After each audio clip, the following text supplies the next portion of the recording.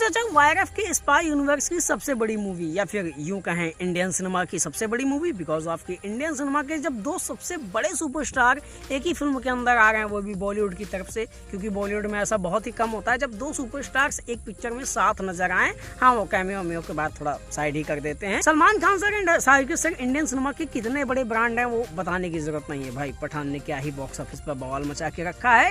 And even अभी tiger 3 आएगी तो तुम देखोगे कि पोटेंशियल होता क्या है एक टायर 1 के एक्टर का। अब ये दोनों एक्टर जब एक ही मूवी के अंदर आ रहे हैं तो बेसिकली भाई वो इंडियन सिनेमा की सबसे बड़ी पिक्चर बन ही जाती है। पिछले कुछ दिनों में खबरें आई थी कि वाईआरएफ इस मूवी के डेवलपमेंट में बहुत ही जोर तोड़ से लगा हुआ है, बिकॉज ऑफ कि वाईआरएफ के स्पाई यूनिवर्स को लेके अब प्लान्स बदल चुके हैं। उसे भी ये समझ आ चुका है कि इंडियन ऑडियंस को चाहिए क्या, तुम्हें ब्रांड बनना है, तुम्हें पैसे कमाने हैं, तो ऑब्वियसली इस यूनिवर्स की तुमको नीड जरूर होगी। क्योंकि हमने पठान से पहले देखा है कि किस तरह से वाईआरएफ बहुत ही बुरी तरीके से 4-5 पिक्चरों में फेल हुआ है। इवन की 300 करोड़ की उसमें सम्राट पृथ्वीराज भी शामिल है। खैर, हम अपने टॉपिक से भटकते नहीं हैं। अपना टॉपिक है टाइगर वर्सेस पठान। तो इस मूवी की स्क्रिप्टिंग पे काम जो वाईआरएफ कर रहा था उसको उसने फाइनल स्टेज पे ले जाके दोनों एक्टर्स को सुना के एकदम डन कर दिया है। दोनों एक्टर्स ने अपना थम्स अप दे दिया कि अपन इस पिक्चर को बनाते हैं। एंड खबरों की माने तो इस मूवी का जो है फाइनल शूट जो है स्टार्ट होना है मार्च 2024 से। इसको डायरेक्शन देने वाले हैं नन अनदर देन अपने लॉर्ड सिड चाचा यानी कि सिद्धार्थ आनंद, जिन्होंने इससे पहले पठान, वॉर और बैंग बैंग जैसी पिक्चरें बनाई हैं। एंड वो स्टाइलिस्ट एक्शन जनर की जो मूवीज होती हैं उनको प्रेजेंट करने में महारत हासिल कर चुके हैं। लिटरली टाइगर और पठान को एक ही पिक्चर के अंदर, एक ही फ्रेम के अंदर जिस तरह से उन्होंने पठान मूवी के अंदर फिट करा था, वो देख के लगता है कि हाँ वो बंदा संभाल लेगा इन दो एक्टर्स को। खैर, बहुत हो गई हीरोइज्म और एक्टर वाली बातें।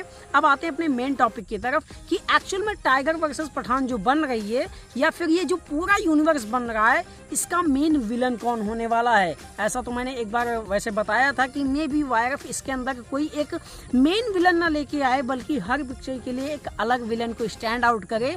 बट स्टिल जब हम जान रहे हैं कि अब वॉर 2 के अंदर जूनियर एनटीआर सर, टाइगर 3 का वॉर 2 से कनेक्शन निकलेगा, फिर वॉर 2 की कहानी जो है कनेक्टेड होगी टाइगर वर्सेस पठान से, तो बेसिकली ये सारे कैरेक्टर्स कहीं ना कहीं एक साथ मिलेंगे। तो जब इतने सारे पावरफुल स्पाइस यानी कि हीरोज हमारे पास हैं तो ऑब्वियस सी बात है एक ऐसा विलन तो होना ही चाहिए जो इन लोगों को कंट्रोल कर सके।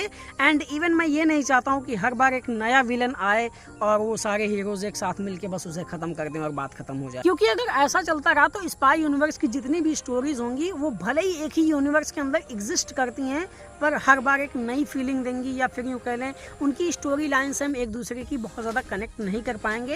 एंड ऑडियंस के लिए ये इंपॉर्टेंट है कि एक पिक्चर दूसरी पिक्चर के लिए इंपॉर्टेंट होनी चाहिए। मतलब अगर वॉर 2 नहीं देखोगे तो टाइगर वर्सेस पठान तुमको समझ नहीं आने वाली। अब जब हम मूवी के अंदर विलन्स और इसकी स्टोरी कनेक्शन के बारे में बात कर ही रहे हैं तो एक चीज और बहुत ज्यादा सोचने वाली हो जाती है कि इस मूवी के अंदर या फिर वाईआरएफ जितनी भी अपनी पिक्चरें लेके आएगा उसके अंदर वो स्टोरी लाइन को किस दिशा में लेके जाता है। बिकॉज ऑफ कि अगर वो इंडिया और पाकिस्तान का रॉ और आईएसआई का ही लफड़ा दिखाना चाहते हैं तो वो अब थोड़ा ज्यादा हो चुका है। बिकॉज ऑफ कि एक था टाइगर में हम वो चीज देख चुके हैं। उसके अलावा हम इस यूनिवर्स के अंदर जो है रेस्क्यू मिशंस को भी देख चुके हैं। दैट मीन्स कि टाइगर जिंदा है, जहाँ पर टाइगर जो है अपनी नर्सेस को बचाने के लिए किसी दूसरे देश जाता है। इस यूनिवर्स के अंदर सैटेलाइट अटैक्स जैसे मुद्दे भी उठाए जा चुके हैं। इंडियन आर्मी को पूरा जो है उनके बेस से डिस्कनेक्ट करने की बातें भी हो चुकी हैं वॉर मूवी में। ब्रह्मा मिसाइल को मार के वो सैटेलाइट गिराना चाह रहे थे, ब्रह्मा सैटेलाइट को गिराना चाह रहे थे।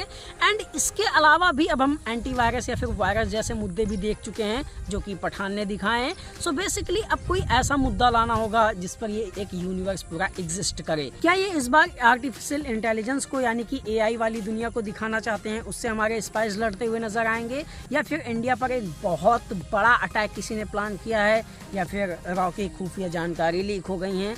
अब कौन सा टॉपिक होगा ये चीज़ जानना बहुत इंपॉर्टेंट हो जाता है। एंड विलन्स की रही बात तो मैं कोई सजेशन नहीं दूंगा कि इस बंदे को विलन के तौर पे आना चाहिए, क्योंकि बहुत लोग इंडियन सिनेमा के अंदर विलन का मतलब ये जानते हैं कि उसने बॉडी बना रखी हो।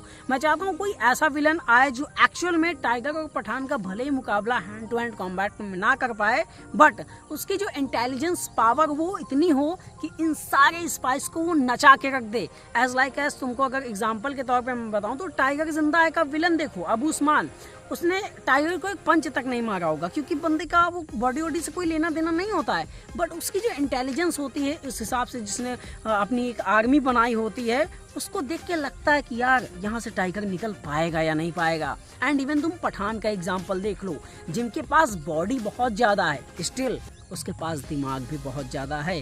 खैर, तुम इस यूनिवर्स के अंदर कौन से विलन को देखना चाहते हो, या फिर तुम्हारा इस स्टोरी लाइन के बारे में क्या कहना है कि किस तरह की स्टोरी होनी चाहिए, ये तुम कमेंट सेक्शन में बता सकते हो। बाकी इसके और भी एक्सप्लेनेशन वीडियो बनाने हैं, बस एक बार स्टूडियो में पहुँचने दो।